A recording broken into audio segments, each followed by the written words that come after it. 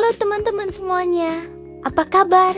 Kembali lagi bersama saya di channel ini. Pernah nggak sih kalian memandang langit dan bertanya-tanya, kenapa ya awan bisa mengambang di udara? Padahal kan awan itu terbuat dari air, dan air harusnya jatuh ke bawah.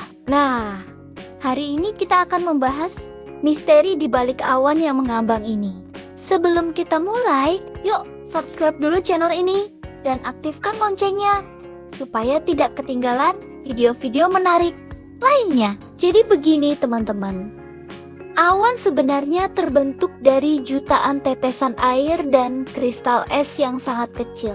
Nah, tetesan air ini ukurannya sangat-sangat kecil, bahkan lebih kecil dari debu yang berterbangan di udara. Bayangkan deh, kalau kita ambil satu tetes air hujan, itu bisa mengandung sekitar 1 juta tetesan air. Awan, tapi kenapa bisa mengambang? Ini karena ada 3 faktor utama. Yang pertama adalah ukurannya yang super mini tadi. Karena ukurannya yang sangat kecil, tetesan air ini punya permukaan yang lebih luas dibanding beratnya. Ini membuat mereka lebih mudah ditahan oleh udara di sekitarnya.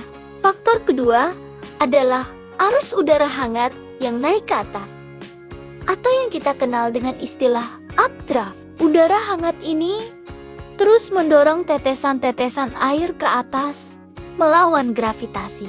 Mirip seperti ketika kita meniup bulu atau kertas kecil ke atas, mereka akan melayang-layang sebelum jatuh. Faktor ketiga adalah suhu udara di sekitar awan.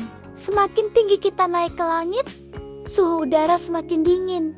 Perbedaan suhu ini menciptakan arus konveksi yang membantu awan tetap mengambang. Ini seperti ketika kita memasak air dan melihat uap air naik ke atas karena perbedaan suhu. Nah, yang menarik nih, awan tidak selalu mengambang selamanya. Ketika tetesan-tetesan air di awan bergabung dan menjadi lebih besar, beratnya akan mengalahkan daya apung udara. Inilah saat dimana hujan mulai turun. Proses ini disebut presipitasi.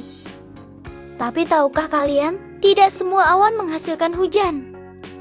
Ada beberapa jenis awan yang berbeda. Awan cumulus yang bentuknya seperti kapas mengambang, awan stratus yang membentuk lapisan abu-abu di langit, dan awan cumulonimbus yang bisa menghasilkan badai petir. Yang lebih keren lagi, awan-awan ini bisa bergerak karena angin. Angin membawa awan-awan ini berkeliling dunia, membantu distribusi air di seluruh planet kita. Bayangkan, air yang turun sebagai hujan di Indonesia hari ini mungkin minggu lalu masih berbentuk awan di atas Samudra Pasifik. Awan juga punya peran penting dalam menjaga suhu bumi.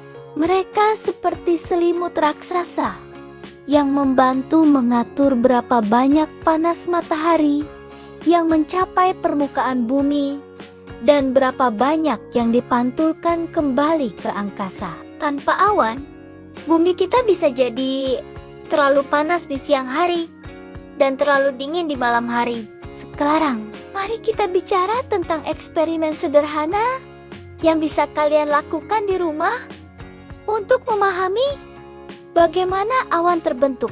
Kalian bisa mencoba membuat awan dalam botol. Yang dibutuhkan hanya botol plastik bening, air panas, dan es batu. Tuangkan sedikit air panas ke dalam botol. Tutup botolnya dan taruh es batu di atas tutupnya. Kalian akan melihat awan mulai terbentuk di dalam botol. Ini terjadi karena proses yang sama dengan pembentukan awan di langit. Ketika udara hangat yang mengandung uap air bertemu dengan udara dingin, uap air akan mengembun menjadi tetesan-tetesan kecil yang membentuk awan.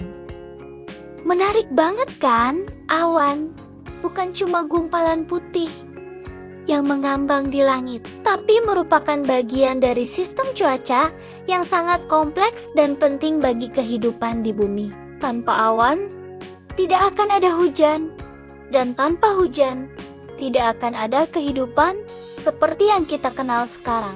Nah, Sekarang kalian sudah tahu kenapa awan bisa mengambang dan betapa pentingnya awan bagi kehidupan kita. Semoga video ini menambah wawasan kalian tentang fenomena alam yang keren ini.